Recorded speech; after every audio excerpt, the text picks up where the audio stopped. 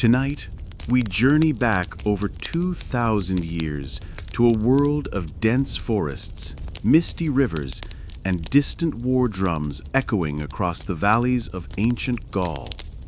It was here that Julius Caesar, a Roman general with relentless ambition, set his eyes on conquest, a campaign that would not only transform the map of Europe, but also cement his place in history. But don't expect galloping horses and clashing swords tonight. Instead, picture the quiet before battle, the soft rustle of leaves in the Gallic woods, the glow of firelight against wooden palisades, and the steady rhythm of soldiers sharpening their blades beneath a sky full of stars. We'll move slowly, step by step, through the campaigns, the alliances, and the betrayals that shaped the Gallic Wars.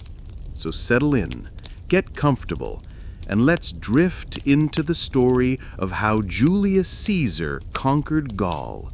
A tale not of quick victories, but of patience, strategy, and the slow turning of history's wheel. The Gauls and their lands. Before the tread of hobnailed sandals marked the earth, before the disciplined lines of legionaries replaced the wild charge of warriors, there was a land known to its people simply as home, and to the Romans as Gallia. Gaul was not a country in the way we might understand it today. It was not a single kingdom with a single throne, but a vast and varied tapestry of forests, rivers, and fields, populated by hundreds of independent tribes. Imagine a world draped in mist, where immense forests of oak and beech stood silent and ancient, their canopy so thick that sunlight struggled to reach the mossy ground below. These were the sacred groves, the cathedrals of the Gallic people, where the wind in the leaves was the voice of the gods, and the rustle of an animal was an omen to be read. Through these forests flowed wide, slow-moving rivers, the Rhine, a formidable eastern barrier, the Seine, winding its way to the northern sea, the Loire and the Garonne, arteries of life and trade. These waters were not just geographical features, they were lifelines, borders, and sacred entities in their own right, their spirits appeased with offerings, and their currents respected as powerful, untamable forces. Life for the Gallic peoples was lived close to the land. They were skilled farmers, cultivating wheat and barley in the clearings they carved from the woods. Their villages were often simple collections of roundhouses, built from timber frames with wattle and daub walls and heavy thatched roofs that shed the persistent rains. Smoke would have risen from these homes, carrying the scent of wood fire and roasting meat, a constant comforting presence against the vast green wilderness. But the Gauls were not merely simple farmers. They were masters of metalwork, their smiths coaxing intricate torques, bracelets, and brooches from gold and bronze. It was the Gauls who invented chainmail, a testament to their ingenuity in an age of constant low-level warfare. Their society was complex, structured around three main groups: the warriors, the common people, and the druids. The warrior aristocracy was a class defined by honor, bravery, and loyalty to a chieftain. Their status was displayed in the quality of their swords, the decoration on their shields, and the number of followers they could bring to a battle. Theirs was a life of feasting, hunting, and sporadic conflict, a vibrant and often violent existence. Below them were the common folk, the farmers and artisans who formed the backbone of Gallic life, their seasons dictated by the planting and the harvest, and above all, holding the very fabric of their culture together were the druids. The druids were far more than priests. They were the judges, the teachers, the lore keepers, the philosophers, and the astronomers of their people. They held the collective memory of the tribes, for the Gauls committed nothing of their sacred knowledge to writing. All history, all law, all theology was passed down through generations in an unbroken oral tradition, memorized in lengthy poems and chants that could take 20 years to master. The Druids presided over religious ceremonies in the depths of the forests, settled disputes between chieftains, and were exempt from war and taxes. Their authority was immense, transcending the borders of individual tribes and providing a rare sense of cultural unity across the disparate peoples of Gaul. This was a world of deep roots and shifting alliances, a land of fierce pride and profound spirituality, unaware that its long, quiet history was about to be interrupted by a force of ambition and order gathering to the south. Julius Caesar's rising ambition.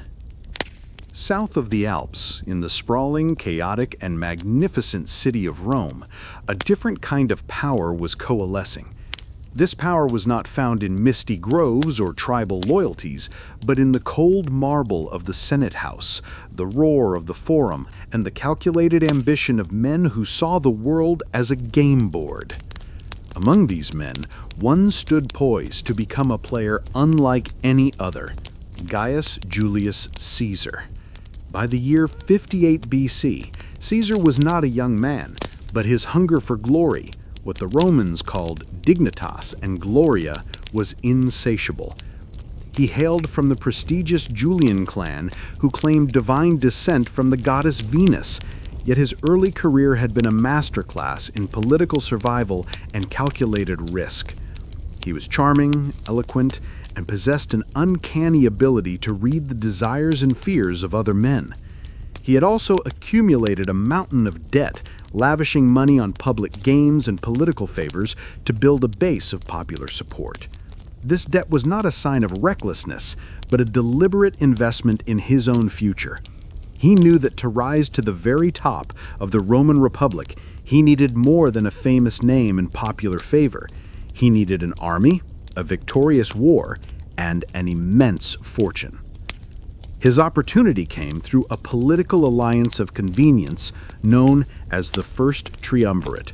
Caesar, a brilliant populist politician, Pompey the Great, Rome's most celebrated general, and Marcus Licinius Crassus, its wealthiest man, joined forces. They were rivals, but they understood that together they were unstoppable. Through this pact, Caesar secured for himself the proconsulship, or governorship, of two Roman provinces, Cisalpine Gaul, in what is now northern Italy, and Illyricum, along the Adriatic coast. Crucially, he was also granted command of Transalpine Gaul, a small strip of Roman territory in the south of France. This gave him a legal pretext to be near the vast, unconquered lands of Greater Gaul. It also gave him command of 4 legions, nearly 20,000 professional soldiers. For a man like Pompey, this might have been a comfortable and lucrative posting. For Caesar, it was a key that would unlock the wealth he needed to pay his debts, the military victories he needed to match Pompey's fame, and the unshakable loyalty of a veteran army that would follow him anywhere. Gaul was the perfect theater for his ambition.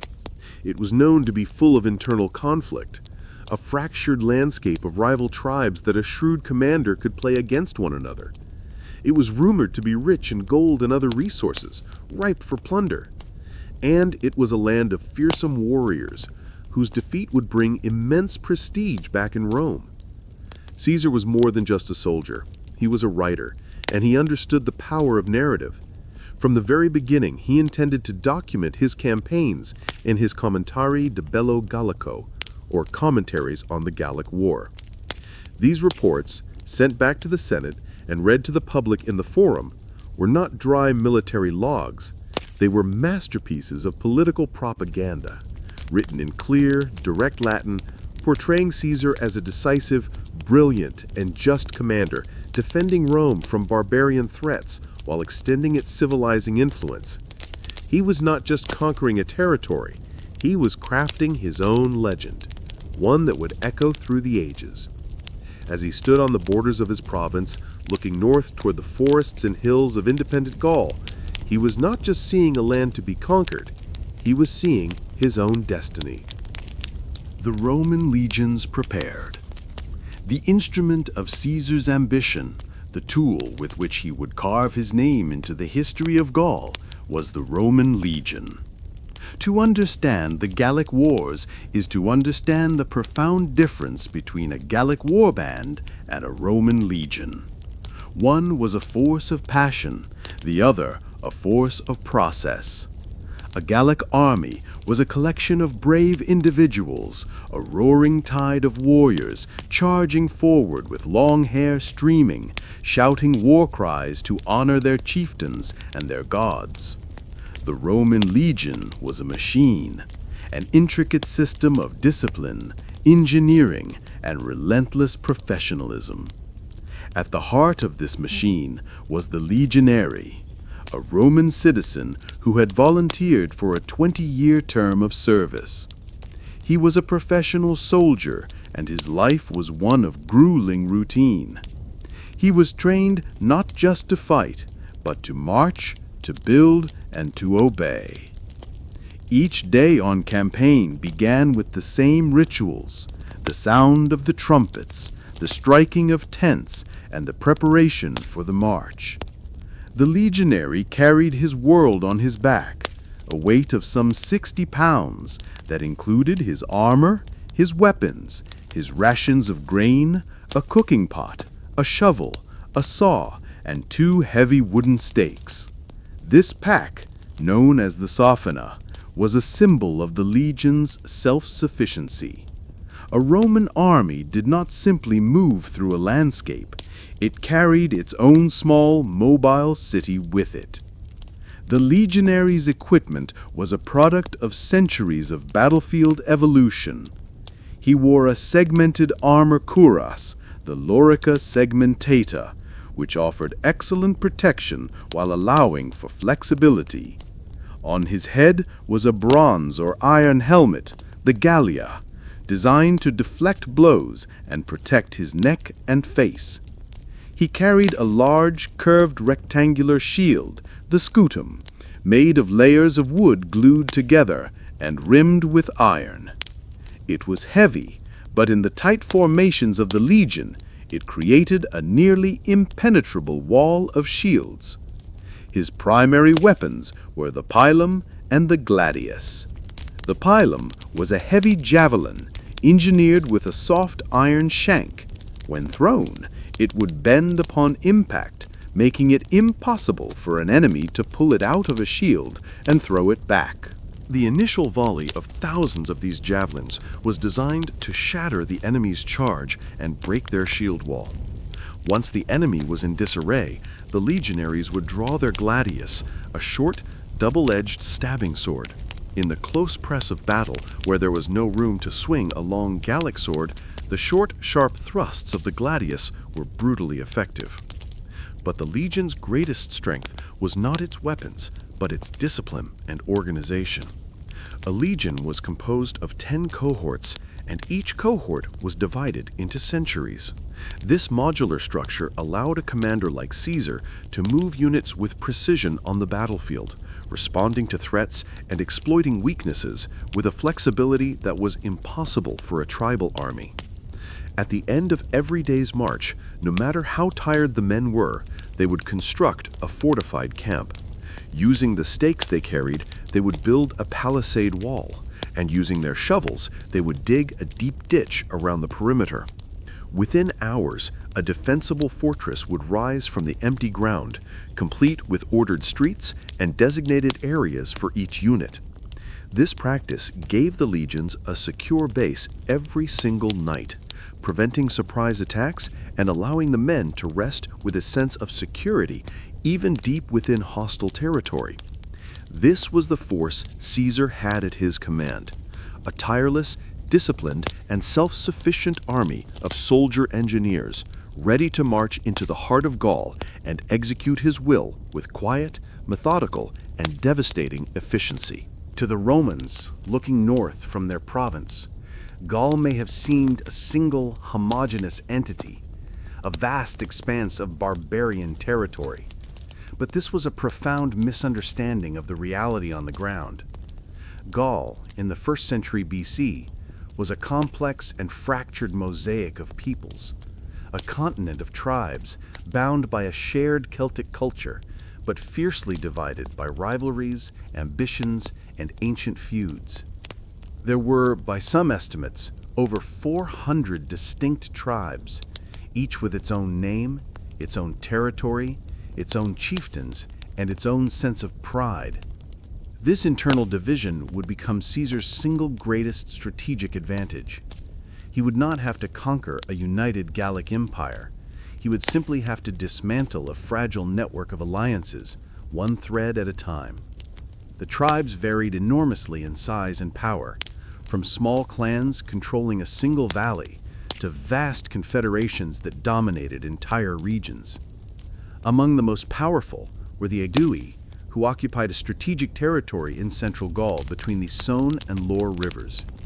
The Aedui had long cultivated a relationship with Rome, even being formally declared brothers and kinsmen of the Roman people by the Senate. They saw this alliance as a tool to increase their own influence over their Gallic neighbors. Their primary rivals were the Arverni, from the mountainous region of the Massif Central, and the Sequani to their east. This central Gallic power struggle between the Aedui, Arverni, and Sequani was a constant source of instability. It was a political fire that had been smoldering for generations, and Caesar would soon arrive to fan it into a conflagration that would consume them all. To the north, along the coasts of the English Channel, lived the Belgae, a large confederation of tribes whom Caesar himself would describe as the bravest of all the Gauls, partly because they were the furthest from the civilizing and softening influence of the Roman province, and partly because they were in constant conflict with Germanic tribes across the Rhine. The Belgae, including powerful tribes like the Nervii and the Bellovaci, were known for their martial prowess and their fierce independence. In the west, in the rugged peninsula of Armorica, modern-day Brittany, were the maritime tribes like the Veneti. Their power was not in land armies, but in their fleets of sturdy, high-prowed oak ships, with which they controlled the trade routes of the Atlantic coast. Their society and their methods of warfare were adapted to the sea, a challenge that would require an entirely new approach from the land-based Roman legions. Scattered throughout this landscape were countless other tribes, each with its own story. The Helvetii in the mountains of modern-day Switzerland, feeling pressured and seeking new lands. The Eburones in the dense Ardennes forest, led by cunning chieftains. The Parisii, whose small settlement on an island in the Seine would one day become a great capital. These tribes were interconnected through a web of alliances, client relationships, and enmities. A chieftain's power depended on his ability to attract and retain followers, and this was often achieved through successful raiding and the distribution of plunder.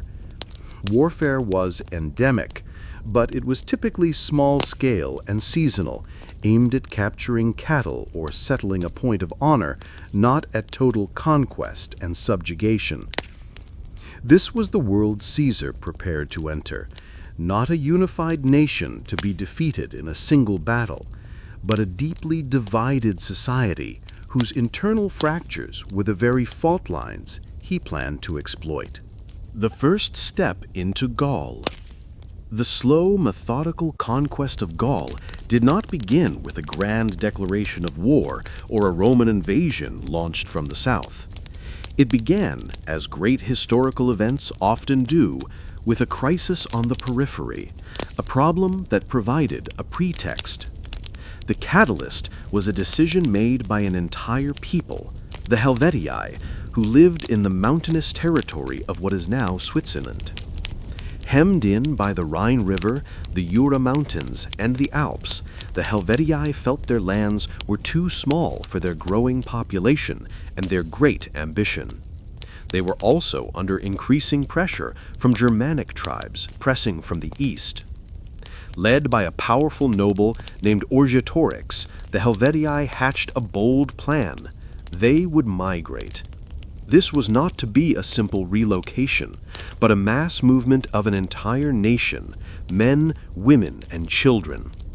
Their plan was to burn their 12 towns and 400 villages, a dramatic act to remove any temptation of turning back, and march across Gaul to settle in the more open and fertile lands of the Sentones near the Atlantic coast.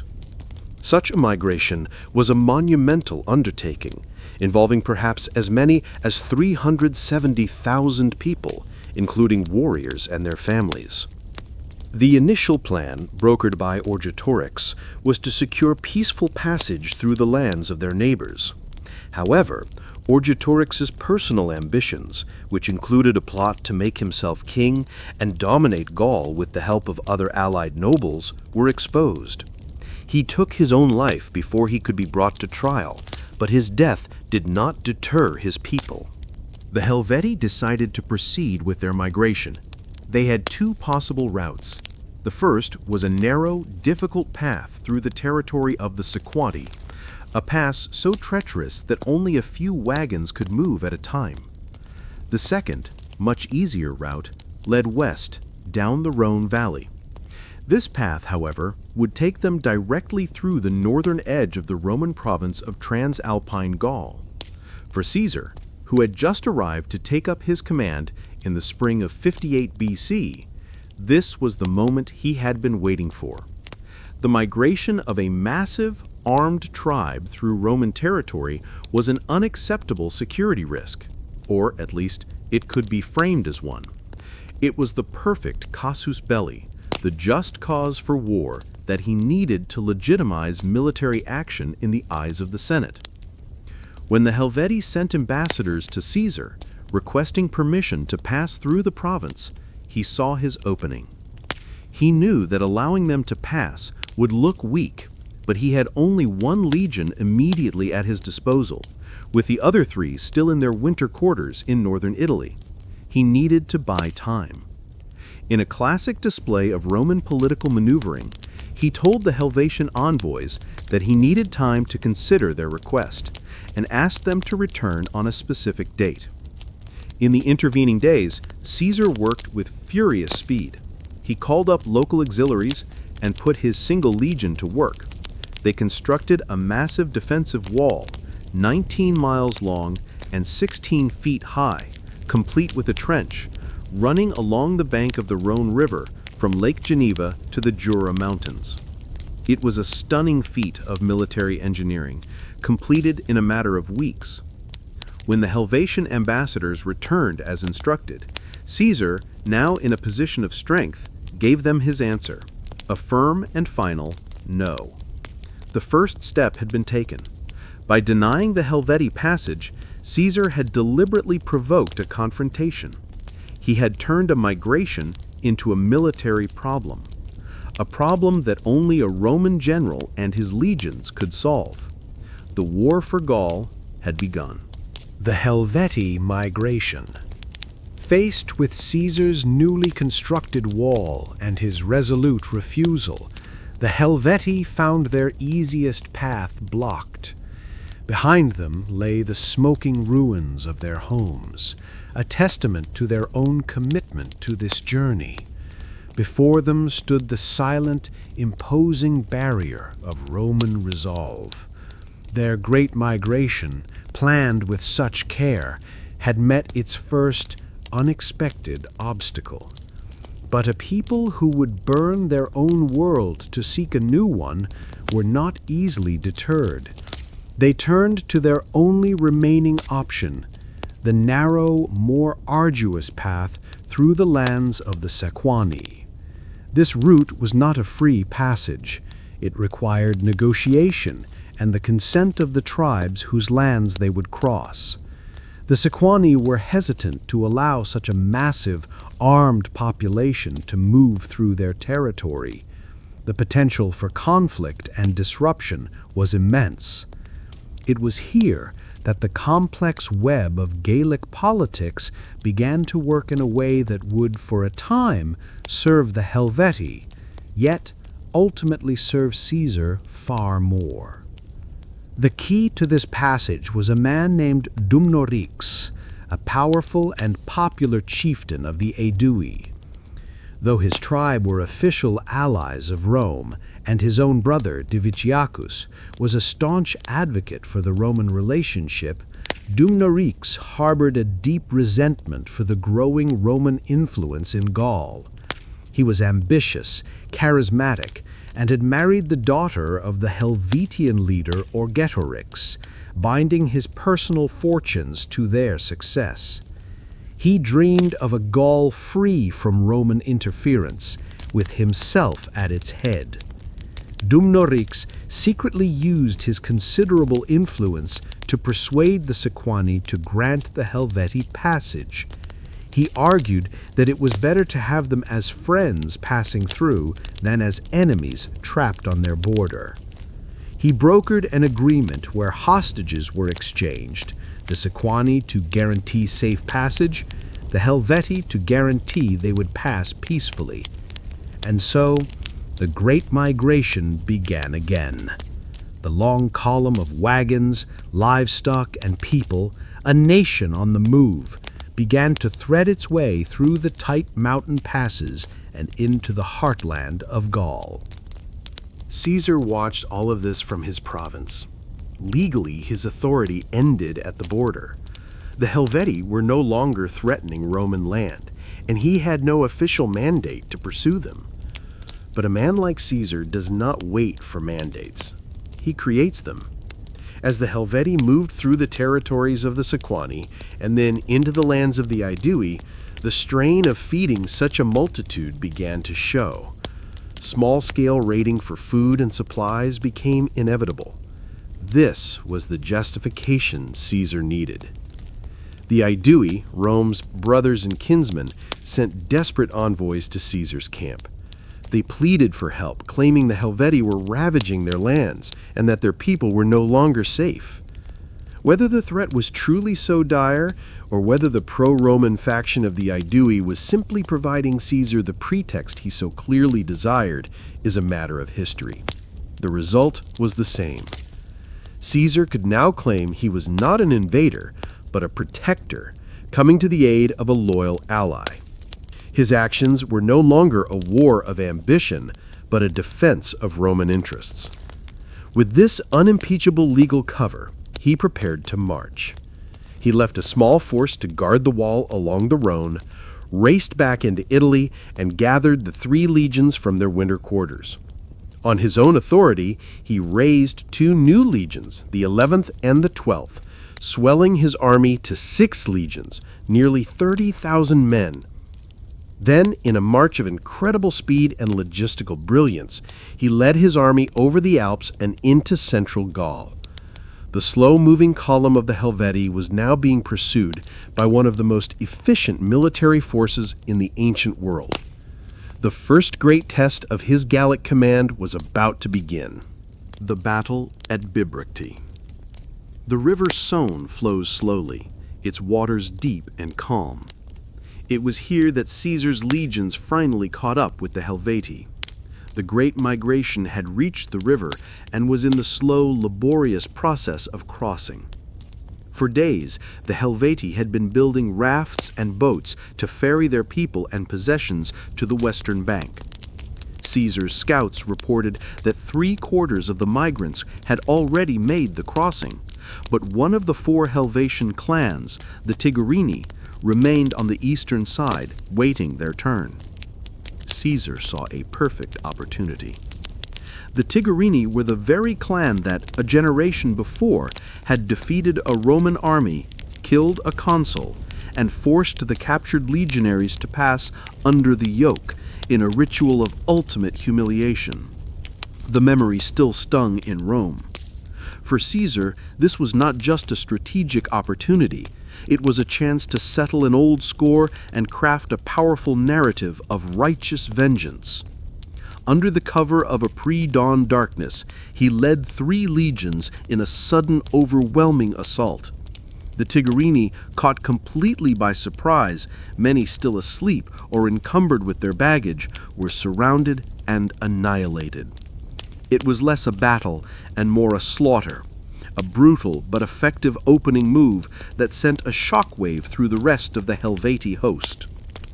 Shaken by the loss of a quarter of their fighting force, the Helvetii sent an embassy to Caesar, led by the aged and respected chieftain Divico, the same man who had led the Tigerini in their victory over Rome decades earlier.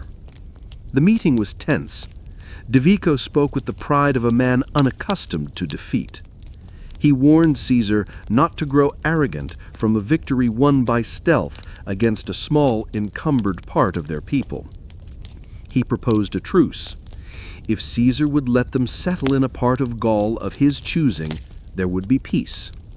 If not, he should remember the ancient valor of the Helvetii and the past Roman defeat. Caesar's reply was cold and calculating. He demanded that the Helvetii provide hostages to guarantee their future conduct and pay reparations to the Aedui for the damage they had caused. Divico's retort was sharp and defiant. The Helvetii are accustomed to receive hostages, not to give them. With that, negotiations ended. The migration and the pursuit continued. For several days, Caesar's army shadowed the Helvetii, his cavalry skirmishing with their rear guard. But a serious problem emerged. His Gallic cavalry, provided by the Aedui and commanded by the treacherous Dumnorix, consistently failed to press their advantage, at one point even breaking and fleeing.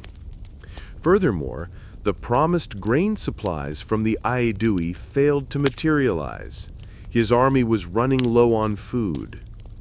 Caesar, realizing something was amiss, launched an investigation and soon uncovered Dumnorix's sabotage. He was faced with a delicate choice: execute Dumnorix for treason and risk alienating the entire Aeduan tribe, or let the treachery go unpunished. He chose a middle path, summoning Dumnorix and his pro-Roman brother Diviciacus, publicly rebuking the traitor and placing him under close watch. With his supply situation now critical, Caesar was forced to make a tactical decision. He broke off the pursuit of the Helvetii and turned his army toward the main Aeduan stronghold of Bibracte, a large fortified town where he knew he could find provisions. The Helvetii, a great wave of warriors, charged uphill with a tremendous roar. They were met with a disciplined silence. On command, the Roman legionaries hurled their pila. Thousands of heavy javelins tore through the air, crashing into the Gallic shields, weighing them down and breaking the cohesion of their charge. The Romans then drew their short swords, the deadly gladius, and advanced into the disordered mass. A brutal, close-quarters melee ensued. For hours, the battle hung in the balance. As the Helvetii began to be pushed back, their allies, the Boii and Tulingi, who had been guarding the rear of the migration, arrived on the field and struck the Roman right flank. Caesar's army was now engaged on 2 fronts. But this was the kind of crisis the legion was designed for. The Roman third line, which had been held in reserve, coolly turned to face this new threat, preventing a rout. The legionaries fought with relentless, disciplined ferocity. Slowly, inexorably, the Gallic lines began to crumble. By evening, the Helvetii and their allies were in full retreat, falling back to a laager they had made of their wagons. The fighting continued into the night as the Romans stormed this final defensive circle. The defeat was absolute. The survivors, perhaps a third of their original number, scattered. Caesar sent word to all the surrounding tribes not to give them aid or comfort, on pain of being treated as enemies themselves. Hemmed in, starving, and with nowhere left to run, the last of the Helvetii surrendered. Caesar's terms were not cruel, but pragmatic. He ordered them to return to their lands, to rebuild their towns and villages, and to act as a buffer state against the Germanic tribes to the east. The Great Migration was over. Caesar had his first major victory, and all of Gaul had taken notice. But as the dust settled on the battlefield of Debrocte, a new, and perhaps greater danger was already gathering. Ariovistus and the Germans. With the Helvetian threat neutralized and the survivors sent back to their mountain homeland, Caesar's authority in central Gaul was suddenly immense.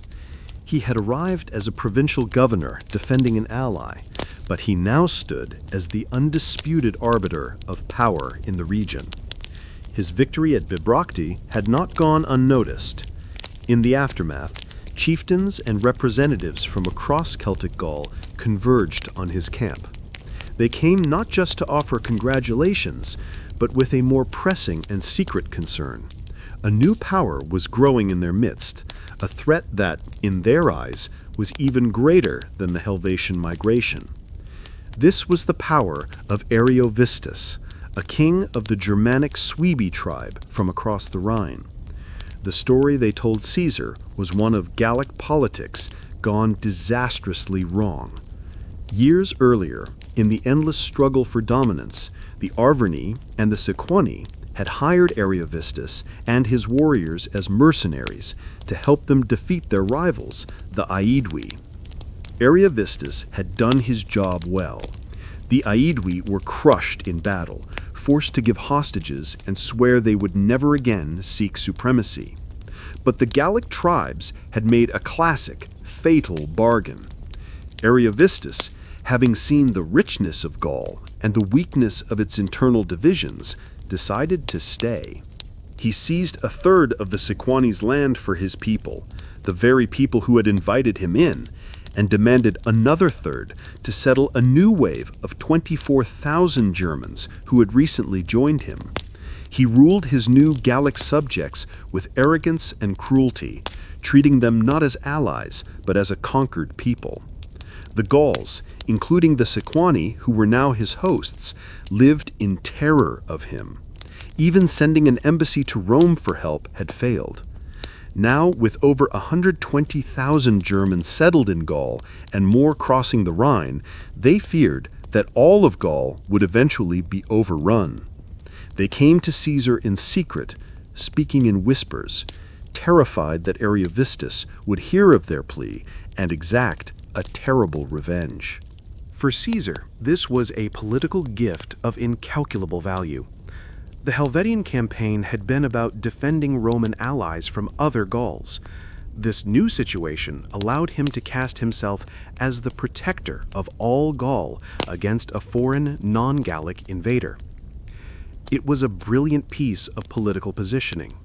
He could march deeper into Gaul, not as a conqueror, but as a liberator.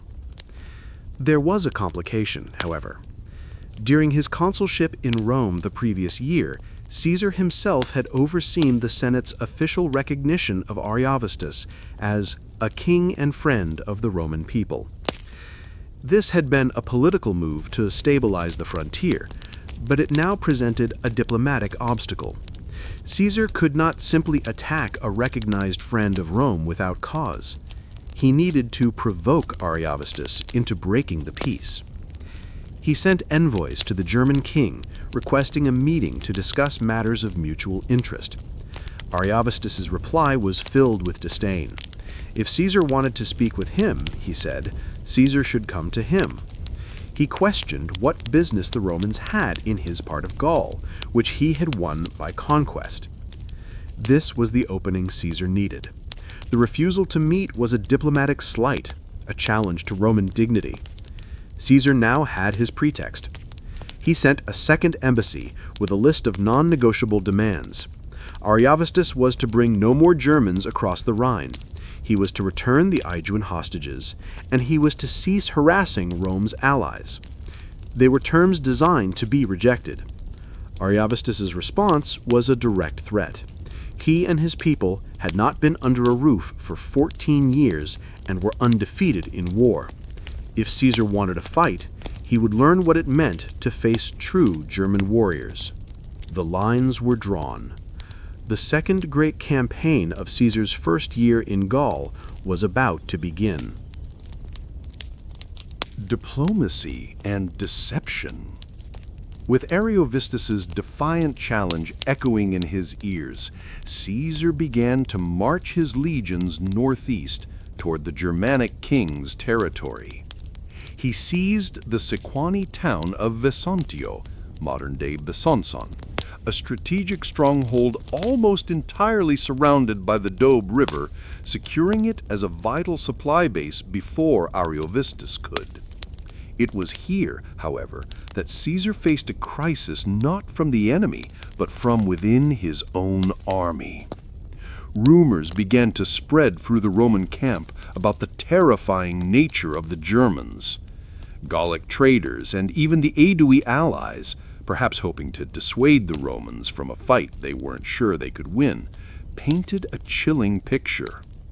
They spoke of the Germans as men of immense size, of unbelievable courage, and with a ferocity in their eyes so intense that no one could bear to look at them in battle. This was more than just battlefield gossip. It struck at the nerve of the Roman soldiers.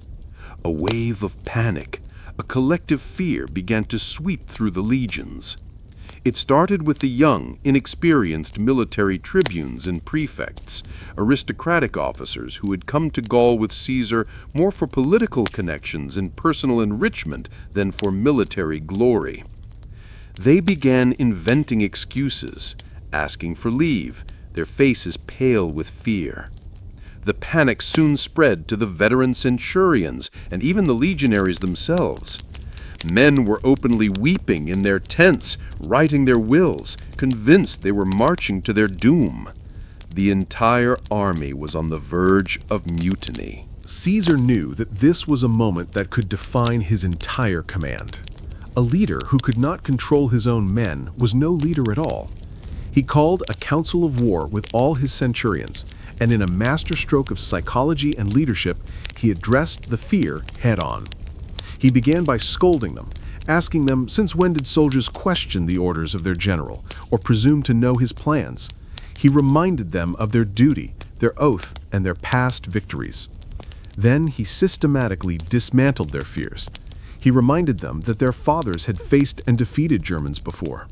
He pointed out that the Helvetii, whom they had just crushed, had often defeated these same Germans in battle. As for Ariovistus, his victory over the Gauls was a result of cunning and strategy, not of some superhuman strength.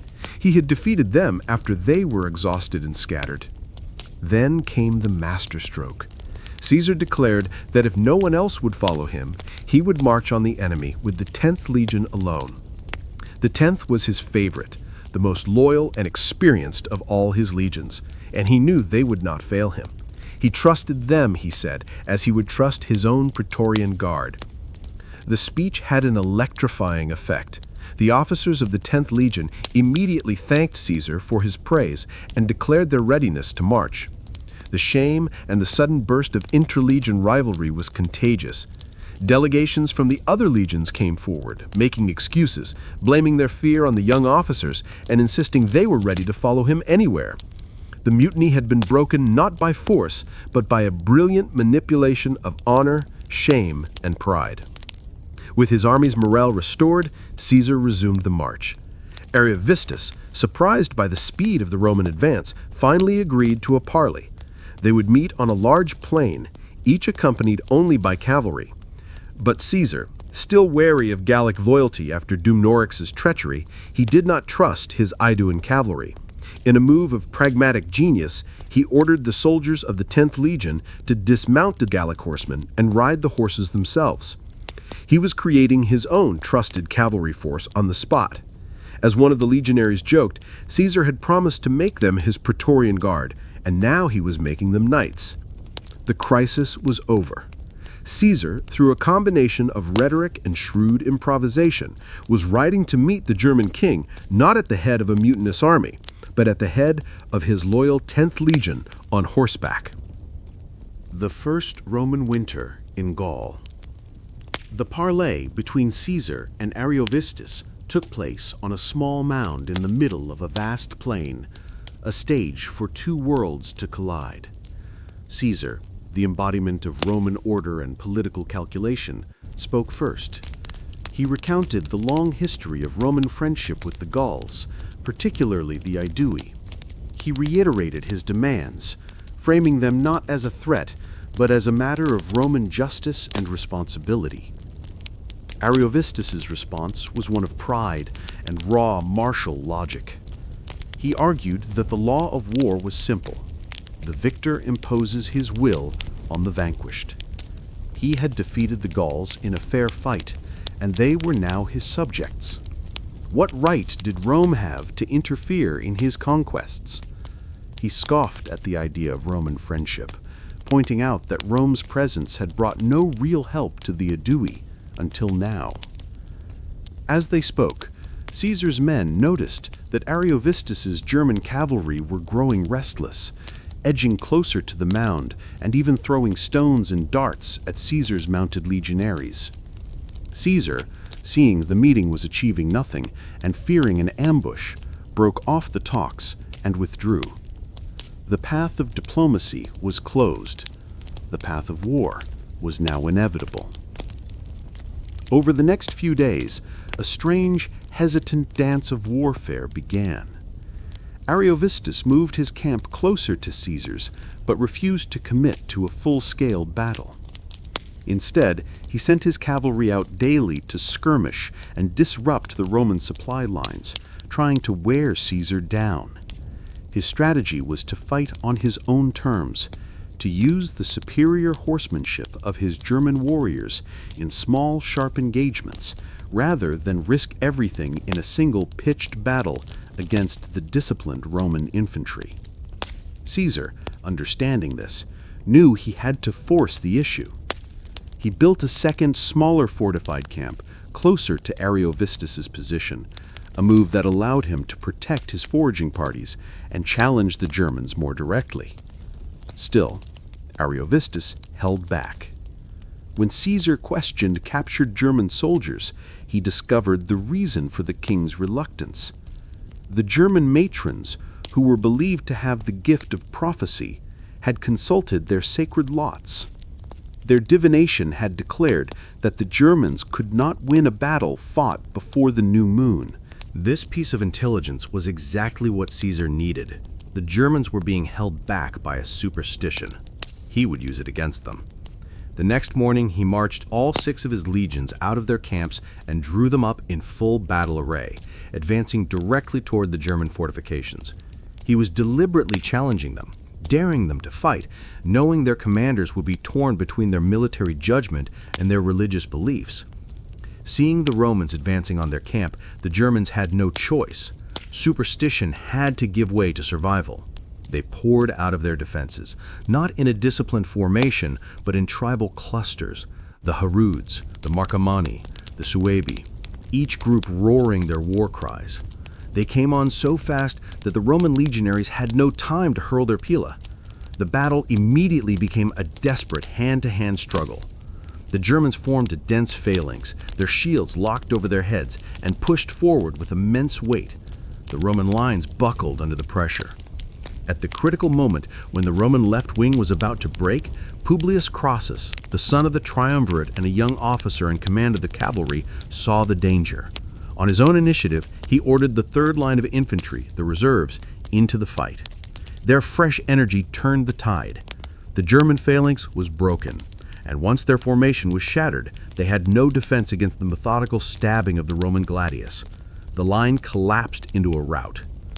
The German warriors, who had seemed so terrifying, broke and fled the 50 miles back to the Rhine. Ariovistus himself managed to find a small boat and escape across the river.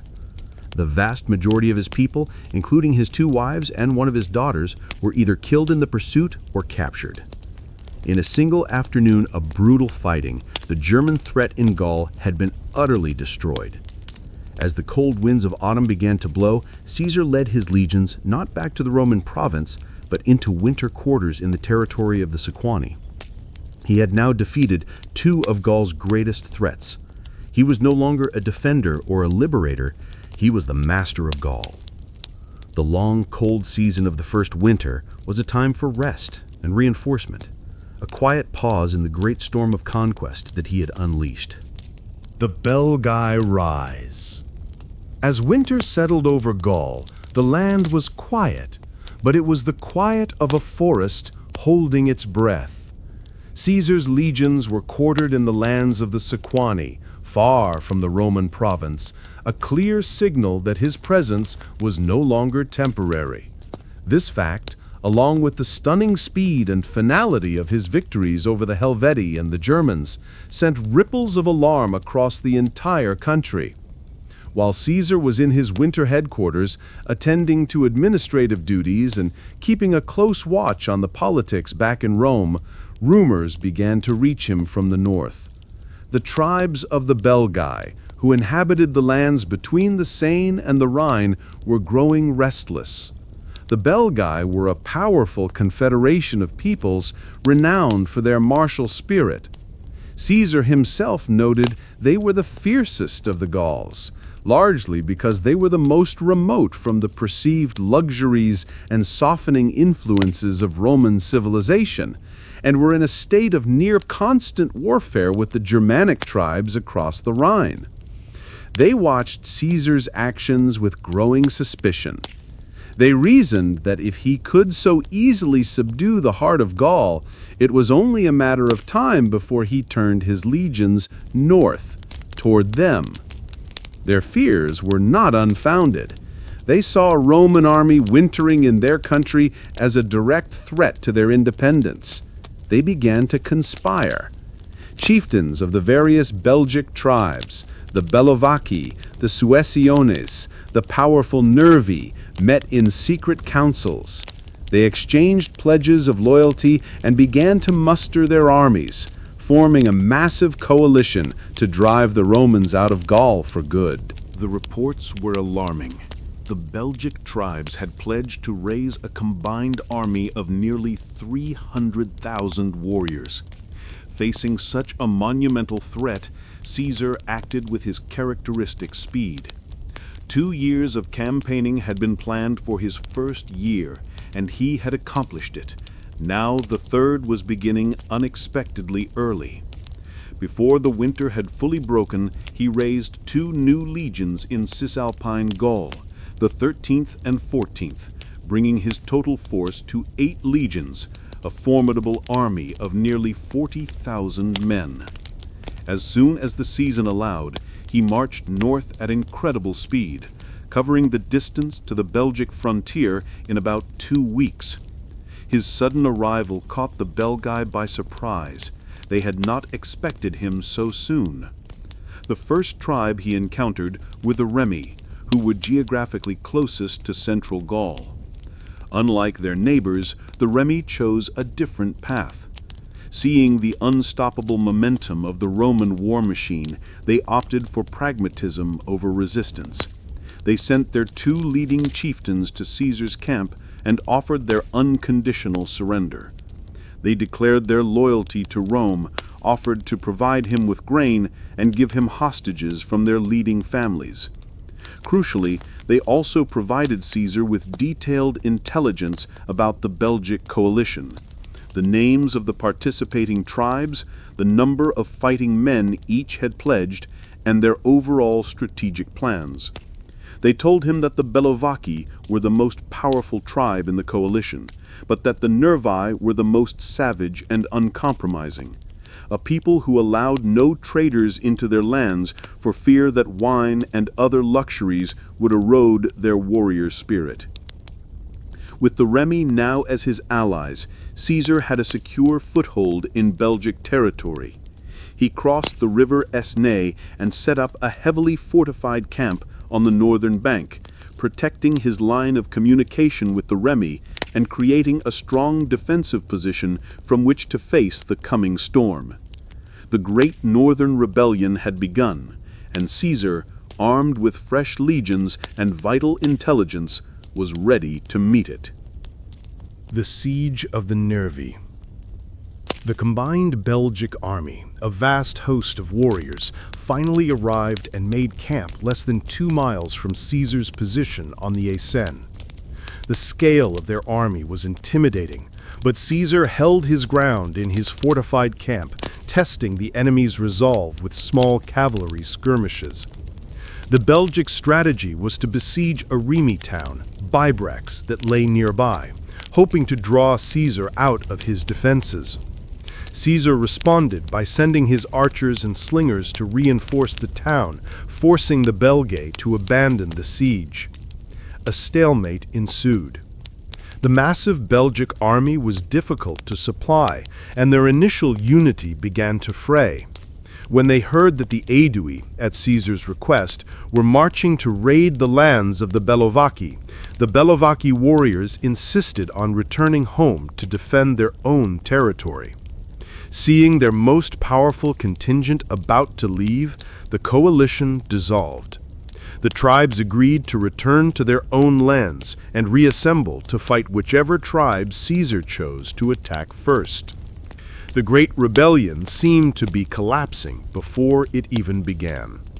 Caesar, sensing the opportunity, waited until the chaotic and disorganized Belgic withdrawal was underway, then unleashed his cavalry and 3 legions to harass their rearguard, inflicting heavy casualties. He then marched his army into the territory of the Suseones and the Bellovaci, who, stunned by the speed of his advance and the collapse of their alliance, surrendered with little resistance. Caesar now pushed deeper north into the forbidding territory of the Nervi. The Remi had warned him about this tribe. They were a people who took pride in their austerity and their ferocity, and they had roundly condemned the other Belgic tribes for surrendering. They would not be intimidated. As Caesar's army marched toward the river Sabis, modern-day Sambre, they were following intelligence from surrendered Belgae, who told them the Nervi were waiting on the far side of the river. The plan was standard Roman procedure.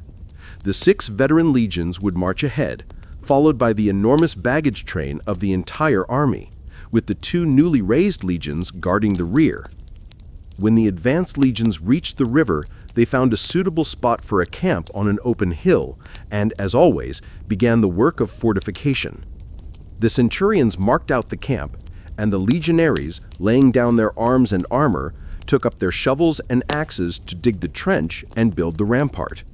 It was at this exact moment, the moment of maximum vulnerability, that the Nervi struck. They had been hiding in the dense forests on the opposite bank. Their plan, based on intelligence from deserters, had been to wait for the Roman baggage train to arrive and then attack, hoping to overwhelm the legions one by one as they were unprepared. But seeing the first legions arrive, they changed their plan and launched an all-out surprise attack. They burst from the woods with terrifying speed, swarming across the shallow river and charging up the hill toward the unsuspecting Romans. There was no time for anything, no time to form a proper battle line, no time for commanders to give orders, no time for soldiers to even find their proper units or put on their helmets.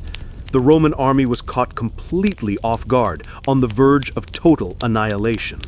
Caesar himself was in the thick of it, grabbing a shield from a soldier in the rear, rushing to the front line and calling out to his centurions by name, his presence a desperate attempt to impose some order on the chaos. The Roman right wing, the 9th and 10th legions, managed to push their attackers back across the river, but the center and the left wing were collapsing. The Nervi had penetrated the unfinished camp, and 2 legions, the 7th and the 12th, were completely surrounded, their men packed so tightly they could barely fight, their standards all clustered together, and most of their centurions killed or wounded. The situation was desperate. The battle that would become a legend, a testament to the discipline and grit of the Roman soldier, was hanging by a thread. The Veneti and the sea.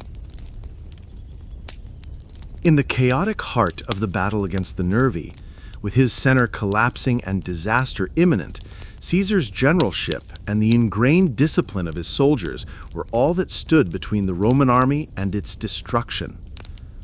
He saw that the 12th Legion was on the verge of breaking. He ordered the standards brought together and the men to form a hollow square, allowing them to support each other and create a small island of defense in the swirling melee. His personal bravery, fighting in the front rank, inspired the men around him. At the same time, the 10th Legion on the right wing, having successfully driven off their opponents, saw the peril their comrades were in from across the battlefield. On their own initiative, they recrossed the river and charged into the rear of the Nervi, who were surrounding the 12th. Just then, the 2 legions from the rear guard, who had been guarding the baggage train and had heard the sounds of battle, arrived on the scene at a dead run. Their appearance, fresh and in perfect order, completely changed the dynamic of the fight. The surrounded legions, seeing help arrive, redoubled their efforts. The Nervi, now attacked from both the front and the rear, were themselves surrounded. But even in defeat, their courage was astonishing. They refused to retreat, fighting to the last man. As their front ranks fell, the men behind would step up onto the bodies of their comrades to continue the fight. The battle ended only when the Nervi were almost completely wiped out. Of the 60,000 warriors they had sent to the battle, only 500 were said to have survived. It was a victory, but a brutal, costly one that had brought Caesar's army to the very brink of disaster. With the defeat of the Nervi, the last major resistance in the north was broken. The Belgae were subdued. Caesar declared Gaul to be at peace. That peace, however, was illusory. While Caesar's legions had been fighting in the north, his young subordinate, Publius Crassus, had taken the 7th Legion and marched west into the coastal regions of America, modern Brittany. He had secured the submission of the maritime tribes there, including the powerful Veneti. These were not forest peoples. They were sailors and traders, their power rooted in their mastery of the treacherous Atlantic waters. Their towns were built on inaccessible headlands, cut off from the mainland at high tide. Their ships were formidable vessels, built of solid oak, with high prows and sterns to withstand the ocean's swell.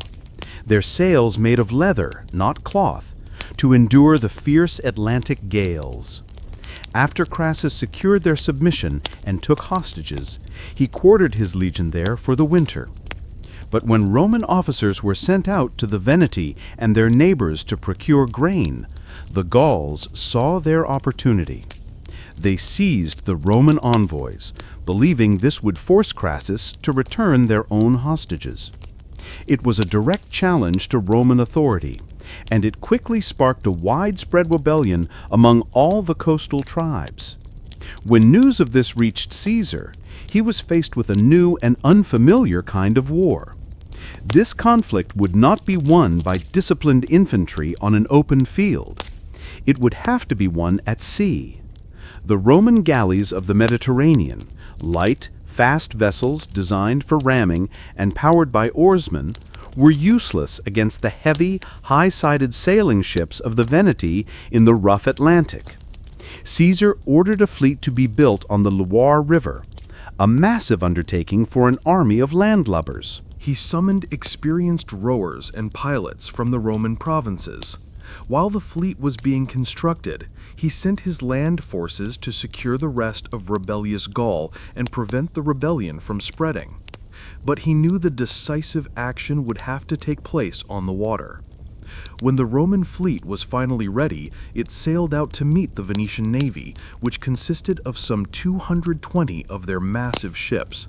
The ensuing battle was a strange spectacle.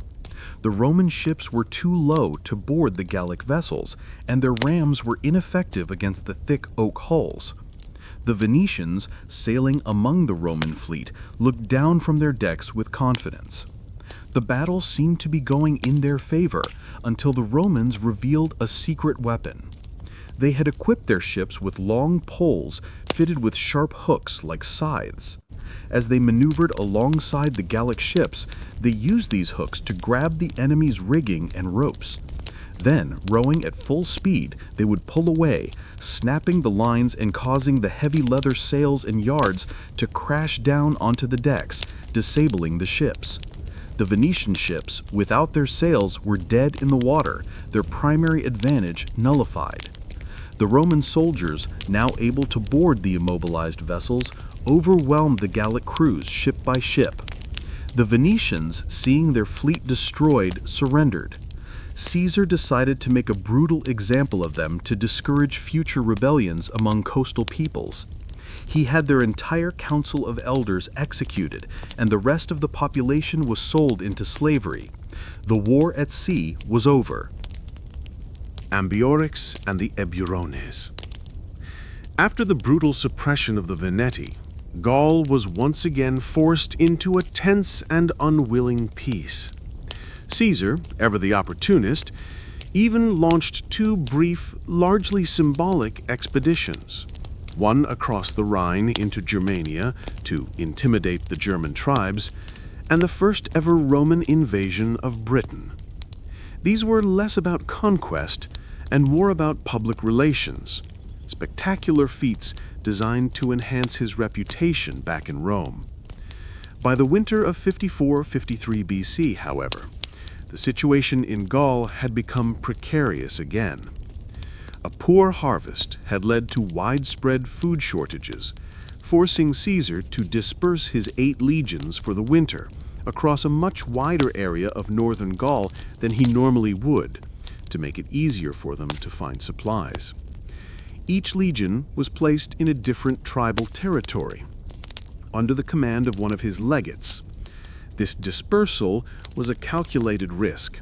While it solved the logistical problem, it also made the legions vulnerable, isolated from one another in a land that still seethed with resentment. This vulnerability was not lost on the Gallic leaders. In the dense forests of the Ardennes, in the territory of the Eburones, a chieftain named Ambiorix saw his chance. He was a cunning and charismatic leader, and he devised a plan of remarkable daring and deception.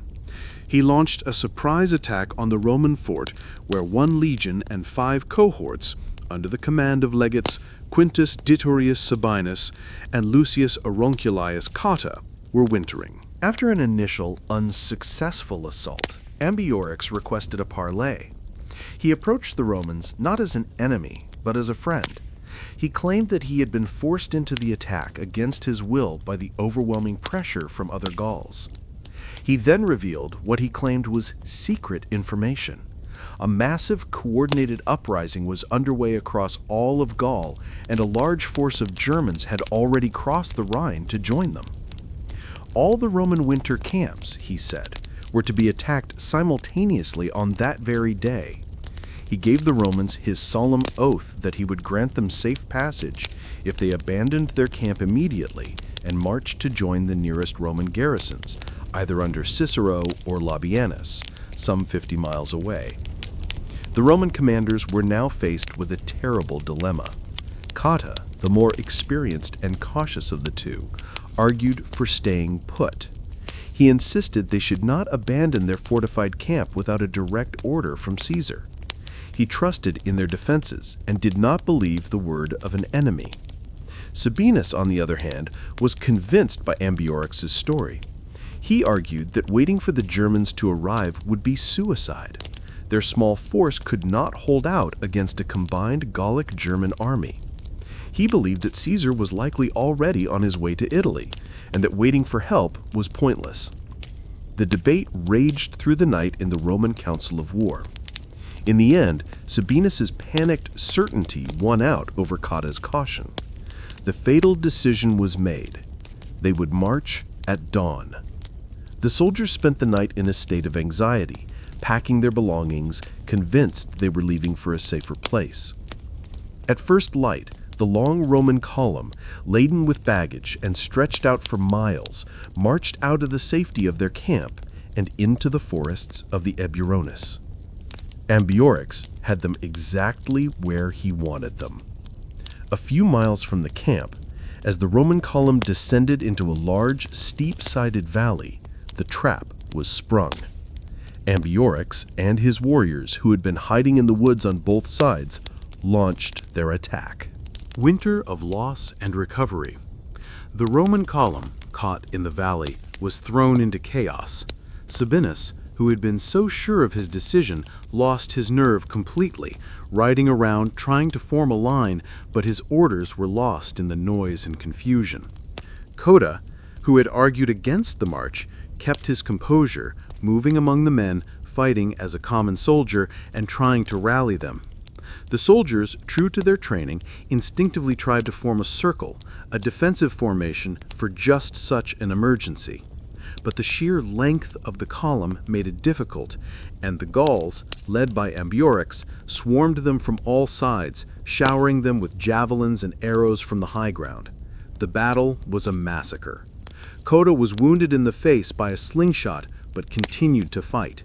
Sabinus, seeing the situation was hopeless, sent an interpreter to beg Ambiorix for his life and the lives of his men.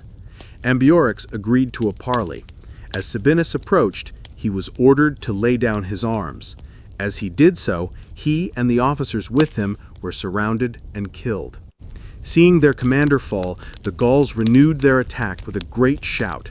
Cotta was killed fighting in the ranks, and the vast majority of the Roman soldiers were cut down. A small group managed to fight their way back to the camp they had abandoned that morning. That night, seeing no hope of rescue, they took their own lives. A legion and a half, nearly 7,000 Roman soldiers, had been wiped out. It was the single greatest disaster Caesar had suffered in Gaul. The news of this stunning victory spread like wildfire. Emboldened by Ambiorix's success, the Nervi and their allies immediately marched on the winter camp of Quintus Cicero, brother of the famous orator, located about 50 miles away.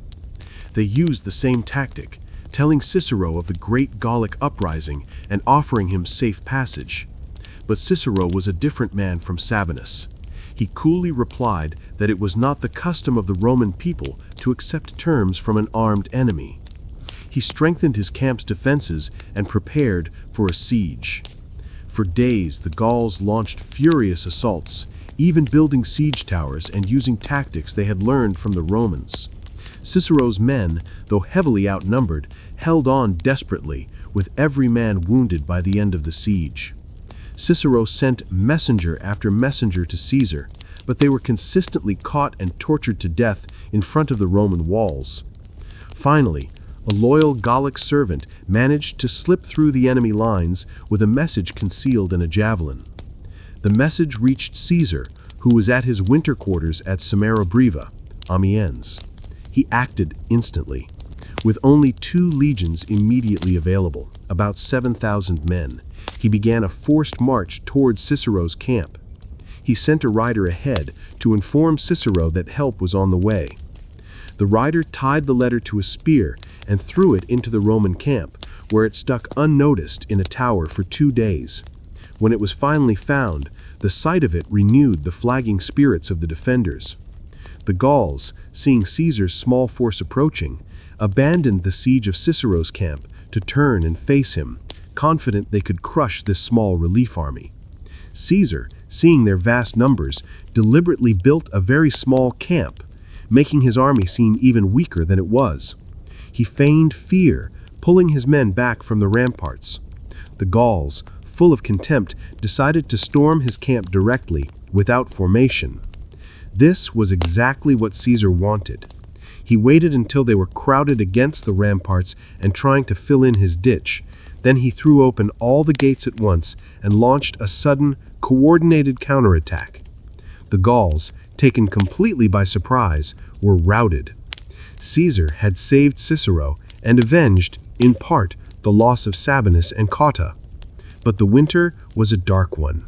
A shadow of doubt had been cast over Roman invincibility. The name Ambiorix was now a symbol of hope for the Gauls, and Caesar knew that the coming year would bring the greatest challenge of all. The rise of Vercingetorix. The winter of loss had changed everything. The destruction of an entire legion under Sabinus and Cotta had shattered the myth of Roman invincibility. For the first time, the Gauls had seen that the legions were not gods, but men, and they could be defeated. The spark of hope ignited by Ambiorix's victory smoldered through the cold months, waiting for the right moment and the right leader to fan it into a flame that would engulf all of Gaul. That leader emerged from the mountainous heartland of the country, from the proud Arverni tribe. His name was Vercingetorix. He was a young nobleman, the son of a powerful chieftain who had himself been executed by his own people for trying to make himself king of all Gaul. Vercingetorix inherited his father's ambition, but he possessed something his father had lacked: a keen strategic mind and a profound understanding of the political landscape. He had served with Caesar's auxiliary cavalry and had seen the Roman war machine up close. He understood its strengths, its discipline, its logistics, its engineering, but he also understood its weaknesses. He knew that the legions were an occupying army, far from home, entirely dependent on the grain and forage they could take from the Gallic countryside. Vercingetorix saw that the previous Gallic rebellions had failed because they were localized and uncoordinated. The Belgae had fought for the north, the Veneti for the coast, but no one had fought for Gaul itself. He envisioned a new kind of war, a general, unified uprising of all the Gallic peoples, bound by a single purpose and led by a single commander. He began to travel through the lands of the Arverni, speaking with fiery eloquence in secret councils. He called for a war of liberation, a war to reclaim their freedom. Initially, he was met with resistance. The older, more cautious chieftains of his own tribe, including his uncle, feared the wrath of Rome and expelled him from their main stronghold, Gergovia. But Vercingetorix did not give up. He went to the countryside, rallying the poor and the desperate, the common farmers and warriors who had lost the most under Roman occupation. He assembled a personal army of followers and, with their support, returned to Gergovia, overthrew the established chieftains, and was hailed as king. His authority quickly spread. He sent emissaries to all the surrounding tribes, carrying the standards of war and demanding that they join him. He used a combination of powerful persuasion, appeals to their shared Celtic identity, and ruthless discipline to forge his grand coalition. He took hostages from allied tribes to ensure their loyalty. He established a system of fixed quotas for soldiers and supplies from each tribe. For any sign of wavering or disobedience, the punishment was severe: torture or death by fire. It was a harsh regime, but it was what was needed to bind the fiercely independent Gallic tribes into a single, cohesive fighting force. Soon, the Parisi, the Senones, the Cadorzi, and many others flocked to his banner.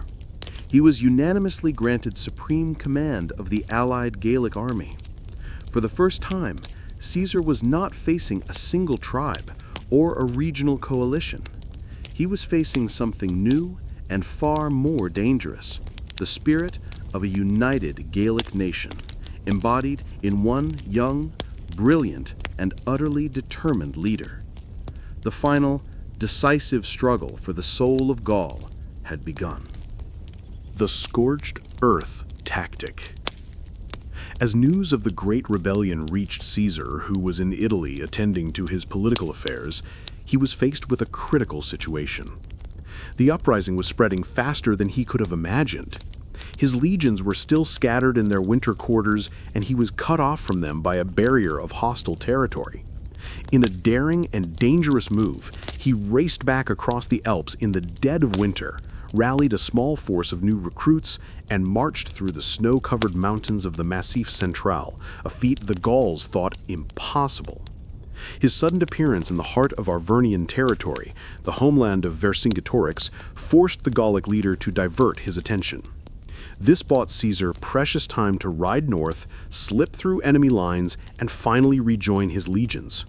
With his army once again united under his command, he immediately went on the offensive, capturing several Gallic towns in quick succession.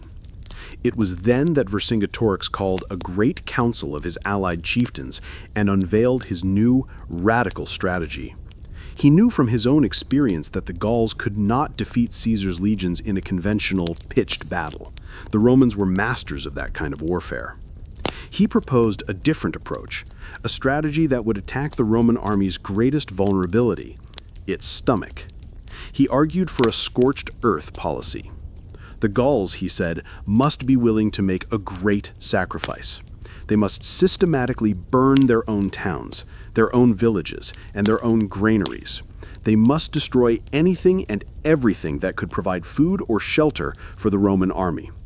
If we cannot defeat them in battle, he argued, we will starve them into submission.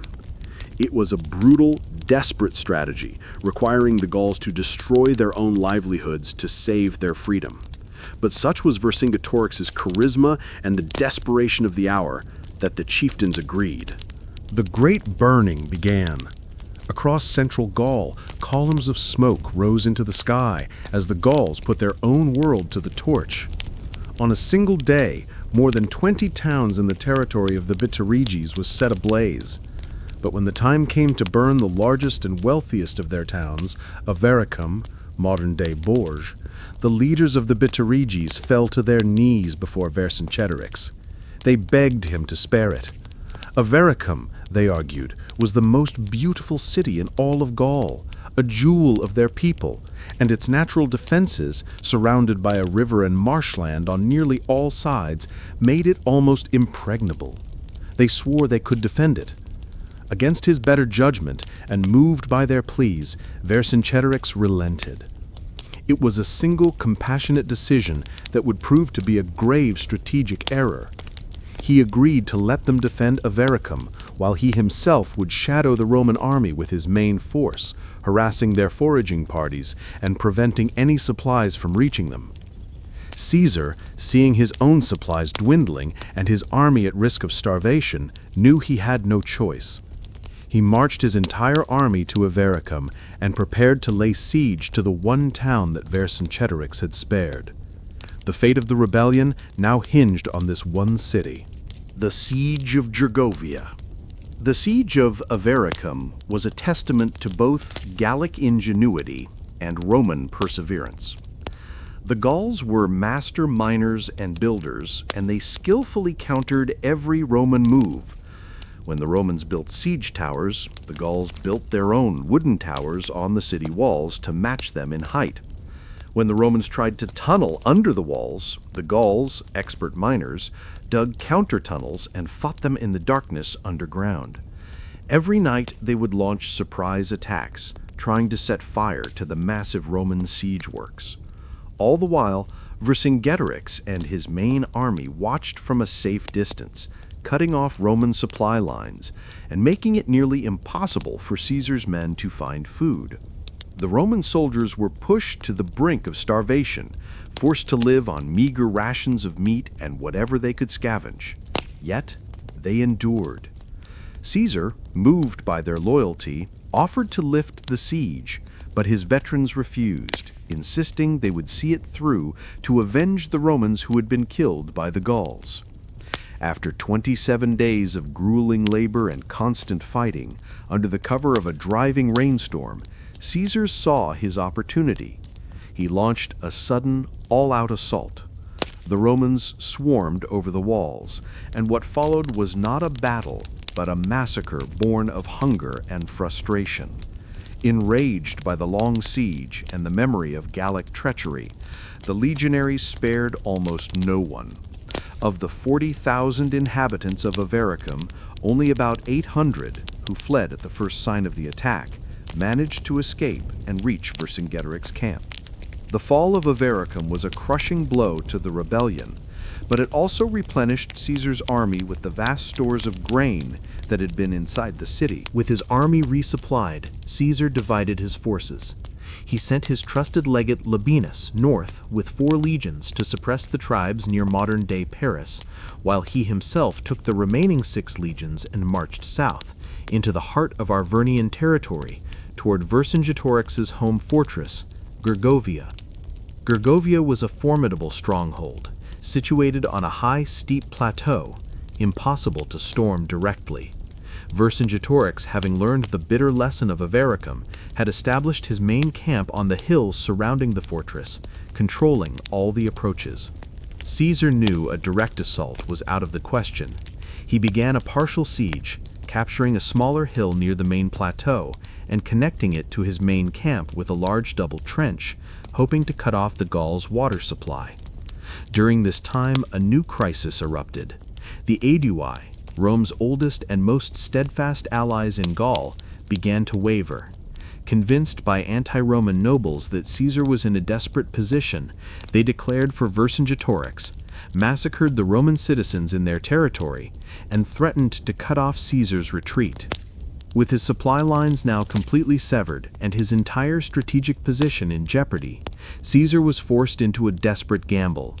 He devised a complex plan to feign an all-out assault on Gergovia, hoping to lure Vercingetorix's main army out of their positions and then seize the now undefended Gallic camps. The plan started well.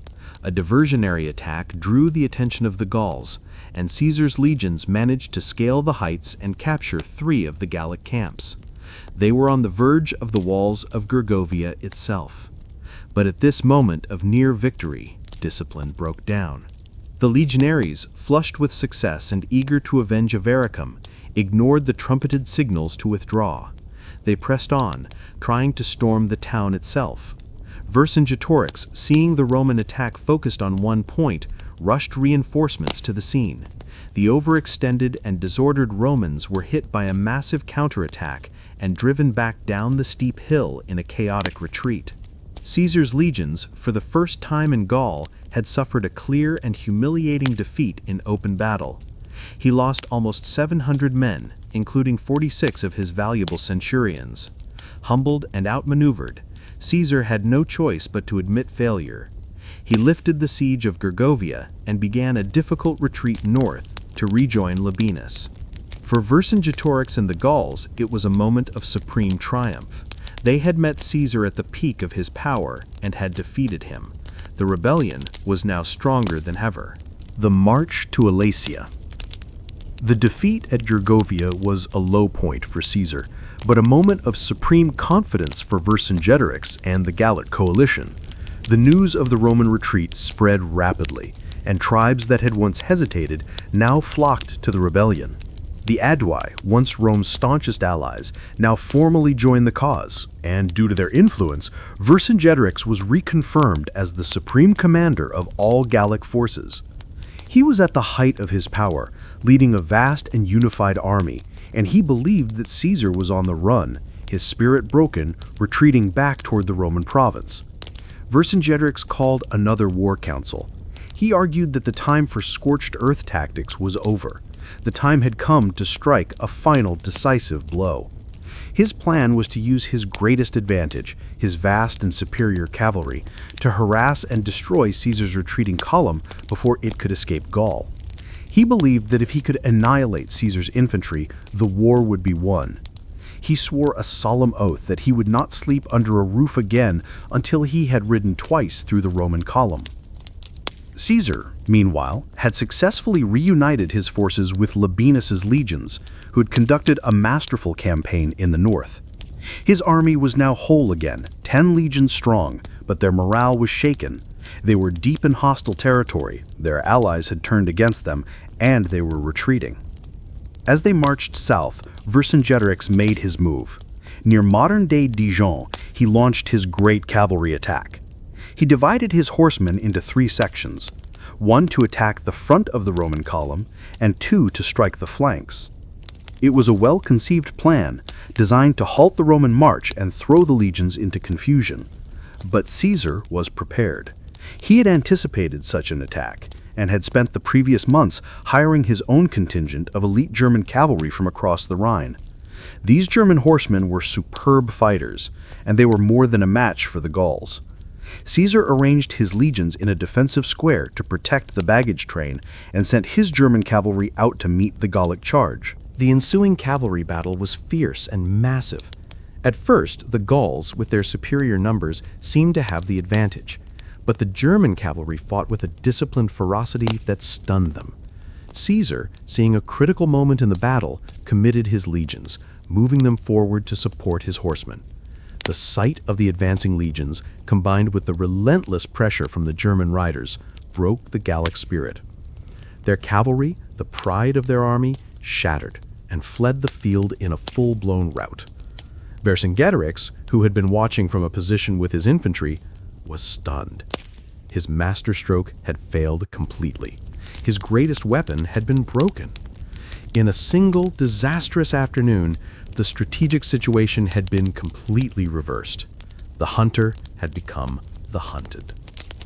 Seeing his cavalry scattered and the formidable Roman legions now advancing on him, Vercingetorix had to make an immediate life-or-death decision. He gathered what was left of his army and fell back to the nearest defensible position he could find, the fortified hilltop town, or oppidum, of Alesia. It was a strong position, but in retreating there, he was trading the open field for a fortress. He was voluntarily placing himself and the entire future of the Gallic rebellion inside a cage. Caesar, seeing his chance to end the war in one single decisive stroke, did not hesitate. He marched his entire army to Alesia and began to surround the hill.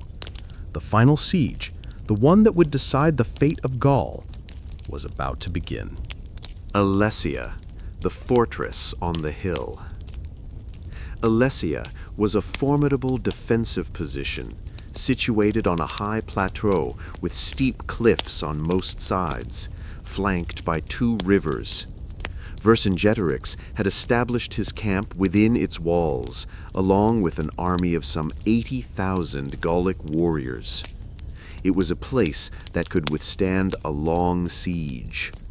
But Caesar had no intention of storming it directly. He had learned his lesson at Gergovia. Instead, he would use the greatest strength of the Roman army, its unparalleled skill in military engineering. He would entomb Vercingetorix and his entire army.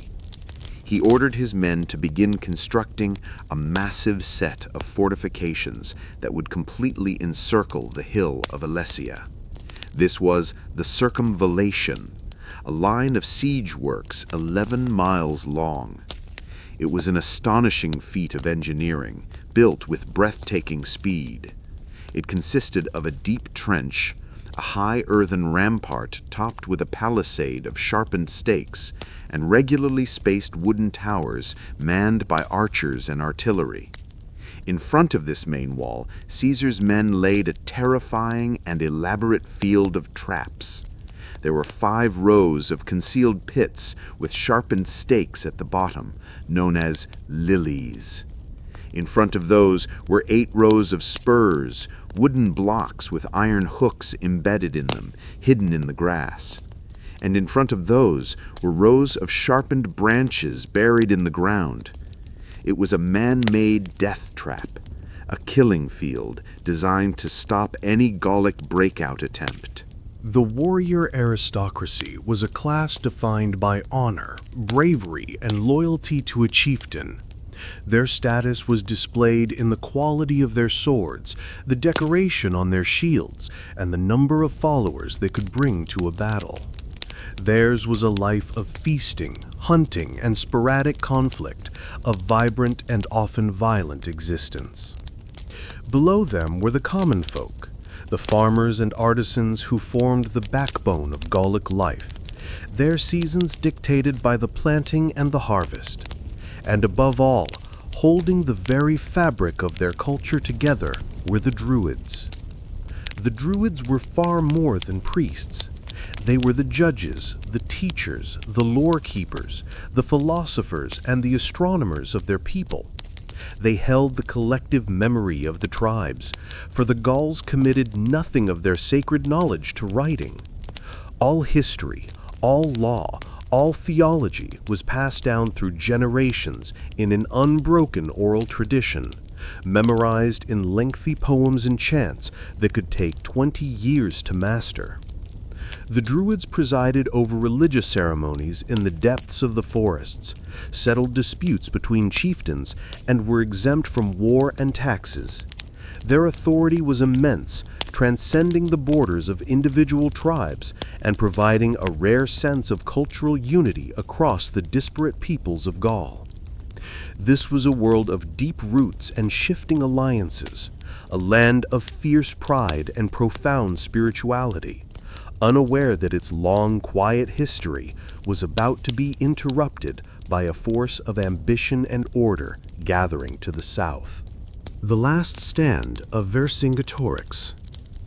Inside Alesia, the days turned into weeks. The grain supplies, as Vercingetorix had predicted, began to run out. The specter of starvation haunted the 80,000 warriors trapped on the hill. A council was held to decide their fate. Some argued for a desperate, suicidal breakout attempt. Others argued for surrender. Then a chieftain named Critognatus gave a chilling speech. He reminded them of the ancient Gauls who, when besieged, had resorted to eating the bodies of their own non-combatants to survive. He argued that they should do the same, to hold out until the relief army arrived. While his grim suggestion was not adopted, the council did decide on a harsh but necessary alternative. All non-combatants, the women, the children, the old and the sick who had sought refuge in the town, were to be expelled from Alesia. They were sent out of the gates and toward the Roman lines, hoping Caesar would take them as slaves and feed them. But Caesar, his own supplies stretched to the absolute limit and unwilling to set a precedent, gave a brutal order. He refused to let them pass through his lines. Trapped in the no-man's land between the Gallic walls and the Roman fortifications, these thousands of civilians slowly starved to death, their cries echoing within earshot of both armies. It was a moment of supreme cruelty in a war defined by it. Finally, a great cloud of dust was seen on the horizon.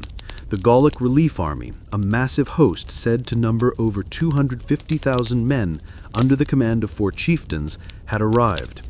Their appearance sent a wave of exultation through the starving defenders in Alesia. The final battle began. The Gauls launched a 2-pronged assault. The relief army attacked the outer Roman wall, while Vercingetorix led his men in a simultaneous attack on the inner wall. The Roman legions were now fighting a desperate battle on 2 fronts. The air was filled with the roar of men, the clash of steel, and the screams of the wounded. For an entire day the battle raged, but the Roman fortifications held. The Gauls, unable to break through the complex system of trenches and traps, were repulsed with heavy losses. After regrouping, the Gallic commanders devised a new plan. They identified a weakness in the Roman lines, a section of the wall built over a steep, difficult terrain where the fortifications were less complete. They planned a massive night attack on this single point, sending 60,000 of their best warriors to strike it, while the rest of the army launched diversionary attacks all along the line. This was the climax of the siege.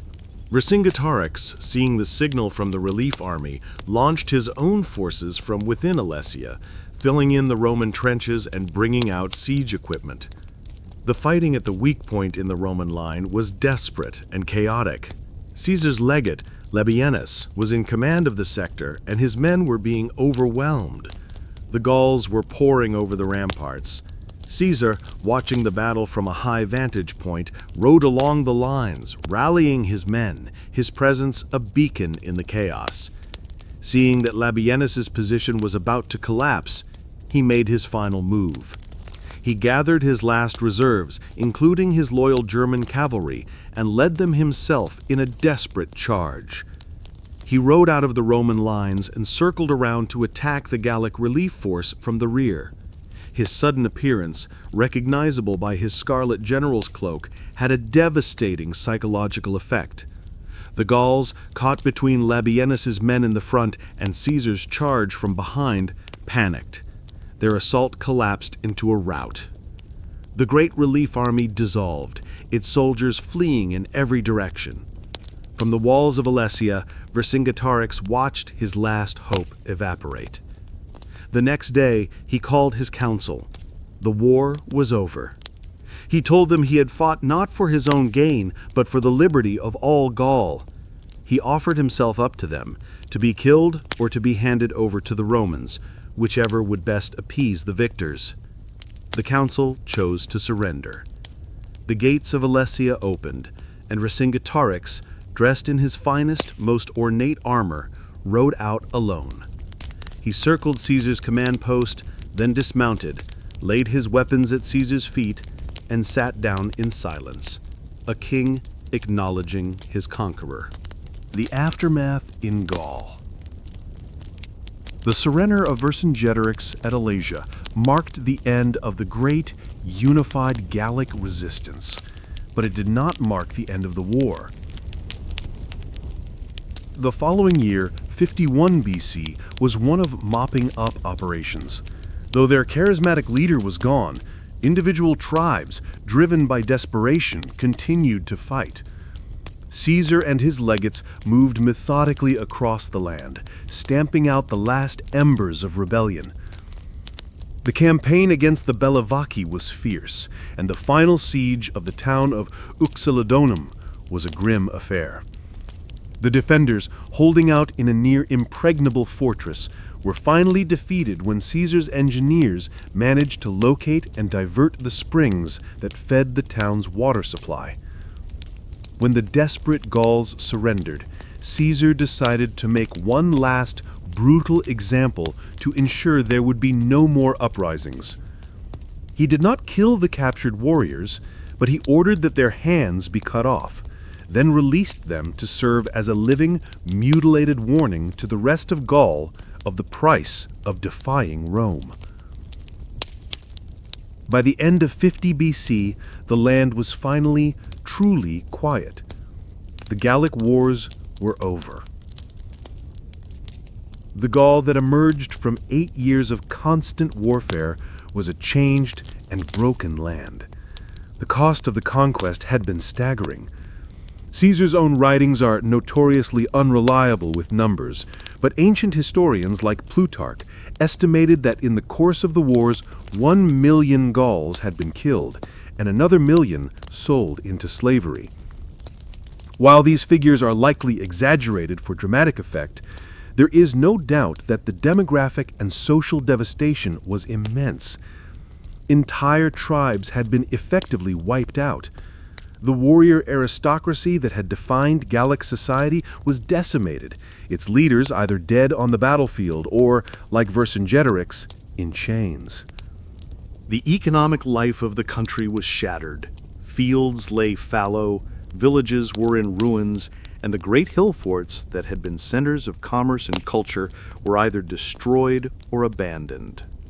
The sacred groves of the Druids had been violated, and their authority, which had been a unifying cultural force, was systematically dismantled by the Romans, who saw them as a source of nationalist resistance. In the place of this old world, a new one began slowly to take shape. The tread of legionary sandals was now a permanent sound on Gallic roads. Roman administrators moved in, redrawing tribal boundaries, imposing taxes, and establishing a new order. The old rivalries between tribes, which Caesar had so masterfully exploited, were now irrelevant. All were now subjects of Rome. The legions, marching home or to new frontiers, left behind a silence in the fields and forests. It was the silence of exhaustion, of loss, of a world that had been irrevocably erased. The long, independent history of Celtic Gaul had come to a violent and conclusive end. The land and its people were now set on a new path, a path that would see them slowly absorbed into the vast, multicultural, and all-consuming entity of the Roman Empire. The process of Romanization had begun, a slow weaving of a conquered land into the fabric of a new identity, a process that would take generations. Caesar's triumph in Rome. While Gaul was bleeding, Caesar's star in Rome was ascending to unprecedented heights. Throughout the 8 years of his campaign, he had maintained a brilliant and relentless public relations campaign through his commentaries. These dispatches from the front, written in stark, compelling prose, were sent back to Rome and read aloud in the Forum. They were masterpieces of propaganda, portraying Caesar not as a ruthless aggressor, but as a brilliant and decisive defender of Roman interests, a general who was protecting Rome from barbarian hordes, securing its frontiers, and bringing the benefits of civilization to a savage land. The immense wealth he plundered from Gaul, gold from its shrines, tribute from its chieftains, and the money raised from selling 1 million people into slavery, poured back into Rome. He used it to pay off his enormous debts, to fund lavish public works like the Forum of Caesar, and, most importantly, to pay his soldiers, ensuring their absolute and unshakable loyalty. He had left Rome a deeply indebted politician. He was now the wealthiest and most powerful man in the Republic. To the north, along the coasts of the English Channel, lived the Belgae, a large confederation of tribes whom Caesar himself would describe as the bravest of all the Gauls, partly because they were the furthest from the civilizing and softening influence of the Roman province, and partly because they were in constant conflict with Germanic tribes across the Rhine. The Belgae, including powerful tribes like the Nervii and the Bellovaci, were known for their martial prowess and their fierce independence. In the west, in the rugged peninsula of Armorica, modern-day Brittany, were the maritime tribes like the Veneti.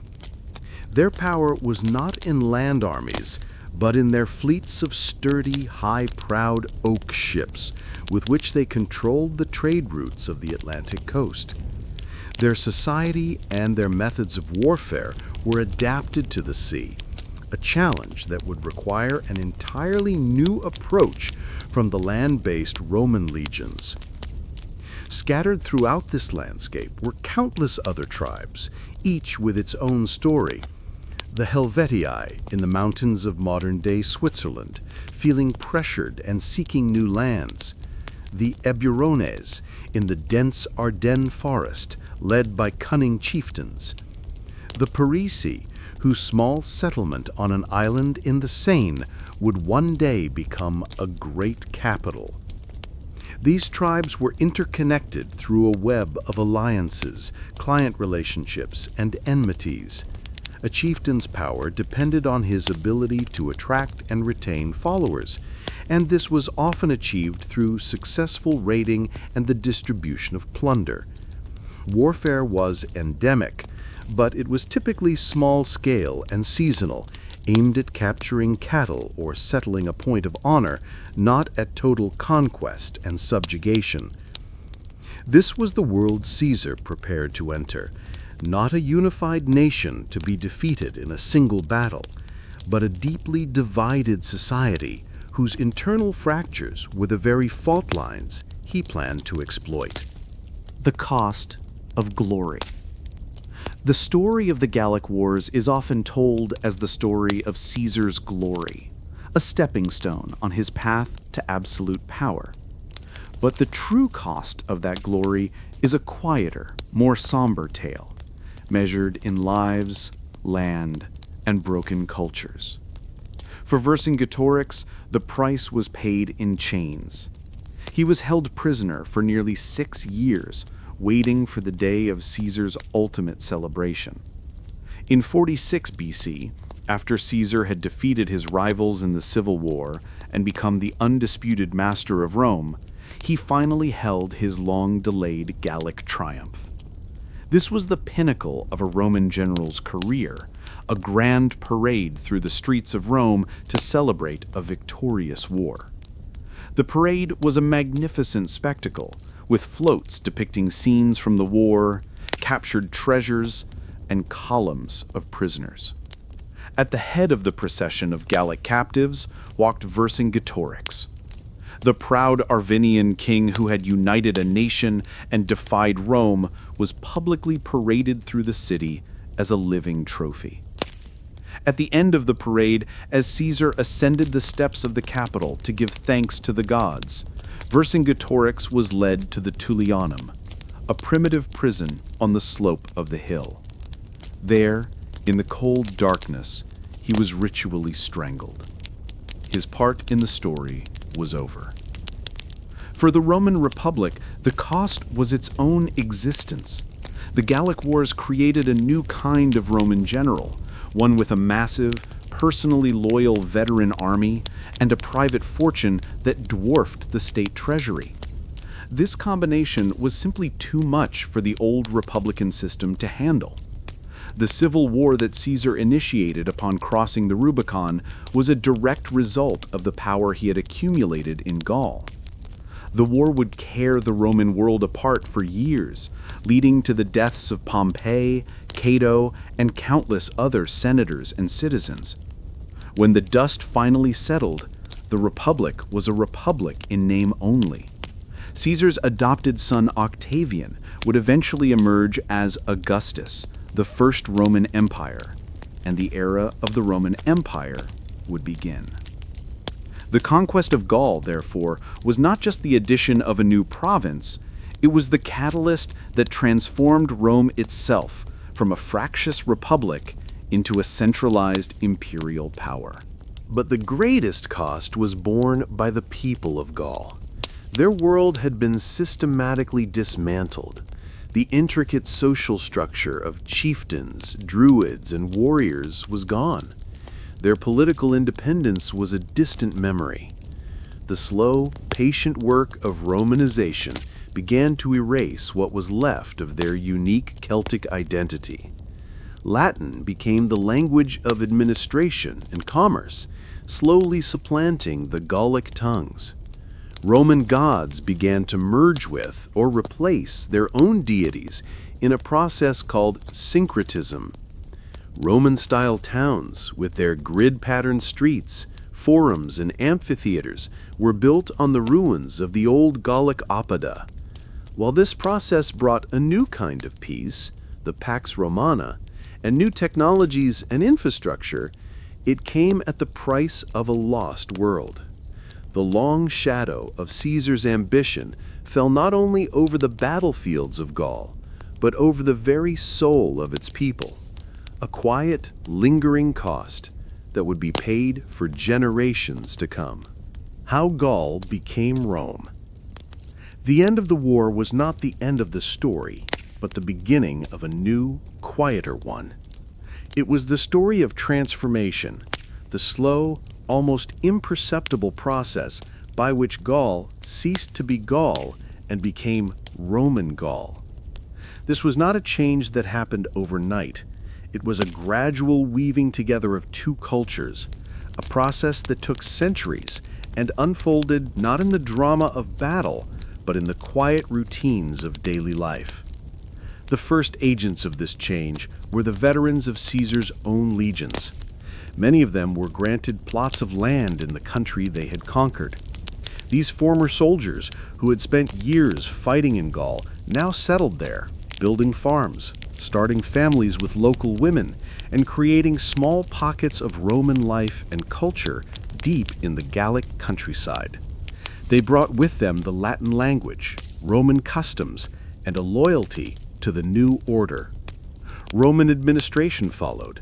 The new province was organized, taxes were levied, and a census was taken. Roads were built, straight, paved Roman roads that cut across the old tribal territories, connecting the new administrative centers and facilitating the movement of troops, goods, and ideas. These roads were more than just infrastructure. They were arteries of Romanization, carrying the lifeblood of the empire into every corner of the newly conquered land. Along these roads, Roman-style cities grew.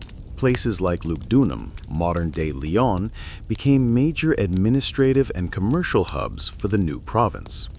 These cities offered the local Gallic elite a new path to power.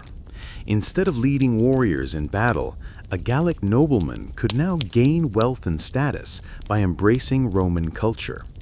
He could learn Latin, seek Roman citizenship, hold office in the local town council, and build a villa in the Roman style.